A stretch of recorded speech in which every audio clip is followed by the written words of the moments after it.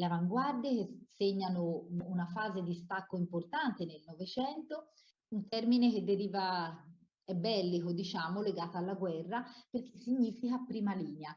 E sono artisti che si pongono proprio in prima linea, sono artisti con grande coraggio, con spavalderia, che esaltano la velocità, la violenza e tendono a portare una sorta di distruzione di quello che è successo precedentemente. Ecco, considerate che per la prima volta si userà veramente rompere i canoni della prospettiva lineare centrica. Pensate al cubismo, il cubismo che per la prima volta ci rappresenterà una visione multiprospettica, rompere proprio con quello che è la classicità. Pensate al surrealismo, ci trasporta in mondi completamente irreali.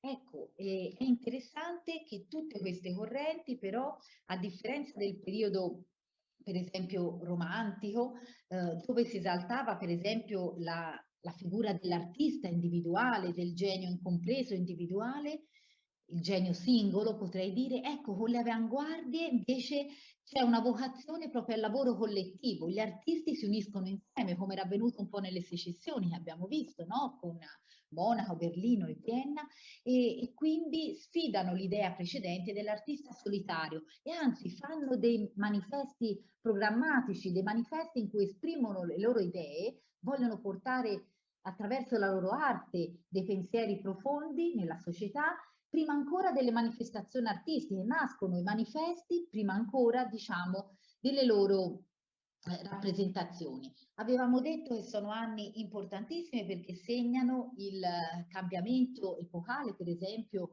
con la psicanalisi di Freud, che viene sviscerata poi dai surrealisti, no? L'inconscio e tutto quello che ne deriverà, le teorie della relatività che sconvolge praticamente tutta la visione che c'era stata fino allora della società e quindi sono scoperte importantissime. Questo era il tempio che avevo fatto vedere delle arti, bellissimo appunto il Palazzo della Secessione di Vienna e in alto ad ogni tempo la sua arte, all'arte la sua libertà, perché d'ora in avanti l'arte sarà veramente libera, libera di esprimersi più o meno, lo vedremo, perché molta arte verrà poi considerata degenerata, bollata dai regimi totalitari, ma gli artisti andranno avanti e cercheranno di rappresentare e farci conoscere le loro idee appunto della vita.